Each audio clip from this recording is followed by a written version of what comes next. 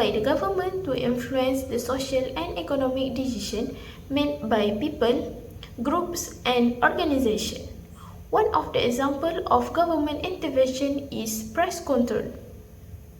The term price control refers to the legally mandated minimum and maximum price for certain items. Although price controls may make certain goods and services cheaper, they can also cause market disruption, producer losses, and a significant change in quality. So, for this group project, we need to select price control for our analysis. Our task is to research and write an intensive analysis of that price control, including the economic performance based on question given. My name is Nurhuda. What is price control? Let me explain. In our syllabus, we have learned about two types of price control. The first one is price ceiling, who set below the equilibrium price. After that, we have price floor, who set above the equilibrium price. So, for this group project, our team were choosing price ceiling, who defined as a maximum price which fixing higher than limit of prices.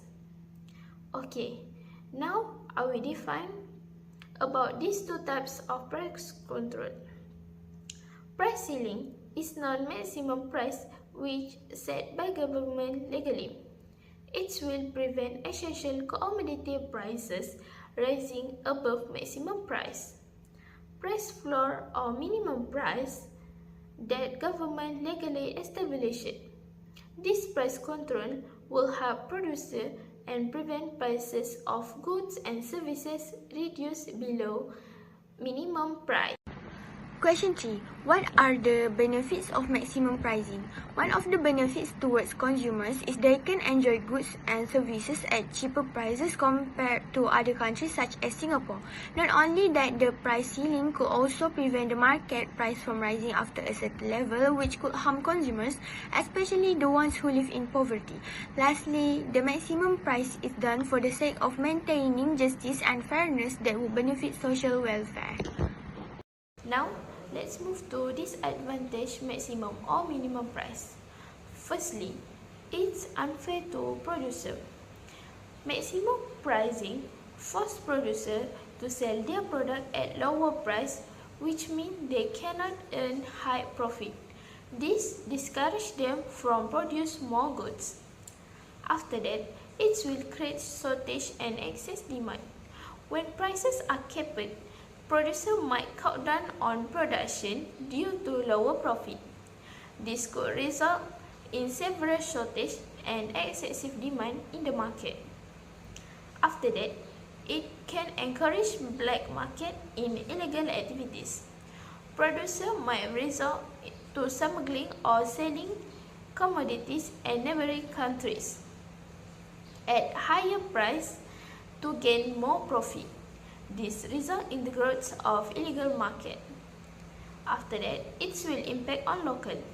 Illegal activities lead to fewer goods being available locally, which means the demand remains high, but the supply is insufficient. This affects consumer negatively. And the last one, corruption and hoarding. Producer might engage in activities like bribery, corruption, or hoarding goods to pressure the government to increasing the prices. Question 5. A diagram showing the choices of your price control. Did the price controls help the people it was designed to help? Explain the economic reasoning behind your analysis. The economic reason behind the analysis of the graph is consumers can gain a lot from the price ceiling, which means that they could enjoy affordable prices. Also, consumers are likely to be those who can access the goods quickly or who are prioritized in distribution. Furthermore, from the graph we can sum up that there is a shortage happening in which also means quantity demanded exceeds the quantity supplied.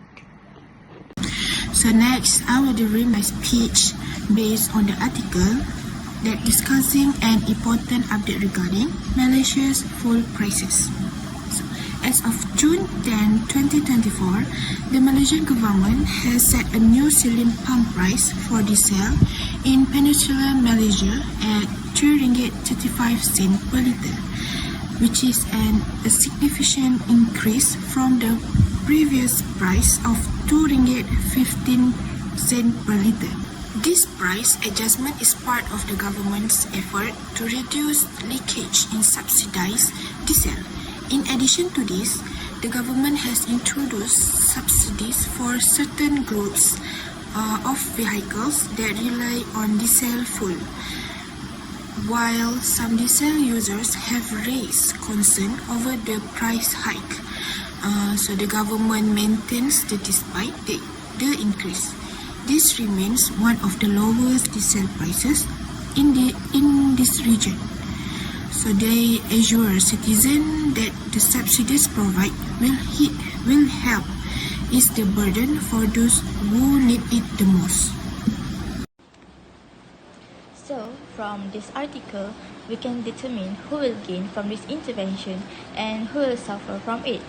So, let me start first. So, when these price controls have been applied to some goods, so obviously there are groups who will gain from it and suffer a lot to survive. First of all, the ones who gain from this are consumers because they can enjoy goods which are diesel and services at cheaper price.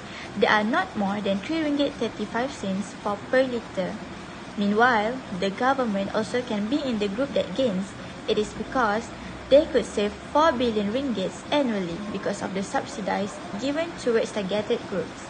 And they also could spend most of their budget on another project instead of wasting it on those who don't need it. And lastly, the private diesel owner vehicles are also included in the group of those who will gain from it because they will receive cash aid from the government to offset higher fuel costs.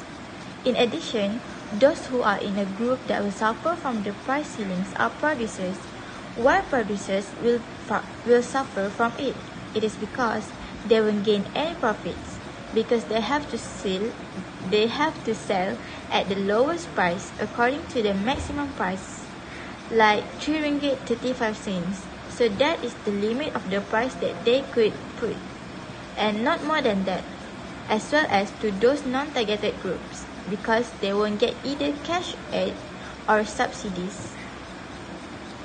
So next, what the effects that we unforeseen from this intervention are likely to occur or already have. So let's explain it. The unintended result of this government intervention have already started to appear, including the rise of black market and illegal trade. Some producers may resort to smuggling their goods to foreign diesel users for higher profits. For instance, Singaporeans might travel to Malaysia to take the advantage of the lower diesel prices compared to their own country. Additionally, this situation could lead to a significant shortage for local diesel users as illegal activities by producers and increased consumption by foreigners put pressure on available resources.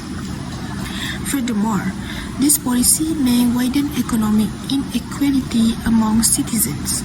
While targeted groups receive subsidies, those excluded from government assistance may struggle financially. Many initially believed that raising the price ceilings would impose a heavy burden, but in reality, it could provide a long-term benefits by ensuring better diesel availability and affordability for all. So next, what are my thoughts on this and why this could happen? So I think the government's intervention in tightening subsidies can create some financial benefits, particularly for the government itself. So according to the article, around 4 billion ringgit can be saved annually if subsidies are given only to targeted groups. Some people may perceive this as an increase in diesel price, but in reality it is not, and instead, this policy ensures that subsidies reach those who genuinely need them and allowing local people to continue enjoying essential facilities. So, however, one major concern is the potential rise of black markets and illegal activities. Since Malaysia still offers the cheapest diesel prices among neighboring countries, especially compared to Singapore and Brunei, there is a high chance that foreigners will take advantages of this. Many might travel to Malaysia just to benefit from these subsidies, leading to excessive leakage. So, to prevent this issue, the government is raising the price ceiling as a necessary measure. So, in our discussion, I have one opinions about the article. So, in my opinions, raising the price ceiling seems unfair to all consumers because not everyone will receive the subsidies. So, the government has decided to provide subsidies only to the certain targeted groups, which raises concerns about the fairness. It is questionable why the government would not want to invest the savings from the subsidies cuts into more direct support for the public. With a 4 ringgit billion in savings, there could be better financial assistance programs to help those who are struggling. Furthermore, this price increase could have a significant impact on the cost of living. Consumers who do not receive any subsidies or direct cash aid will have to bear the full burden of the rising fuel prices. So this could be especially difficult for the elderly and those with limited incomes, as they have a fewer financial resources to cope with the additional costs. Higher fuel prices may also lead to an increase in transportation costs, which in turn could raise the prices of goods and services, making daily necessities more expensive for the average citizen. So that's my opinion. So, in conclusion, the article was about Malaysia's diesel price adjustment, which with a higher price ceiling from RM2.50 to RM3.35 is actually to help keep the essential goods like diesel and fuel affordable to consumers and also to prevent the price hikes, benefiting lower income families and promoting social welfare. On the other hand, it also gives an immediate relief for consumers, but could lead to problems like shortage and illegal markets. Just like companies may reduce supply because of lower profits, and it will make the problems even worse.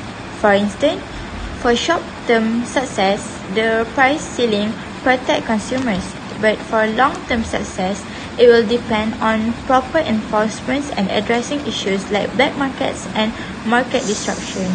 So that's all from me. Thank you.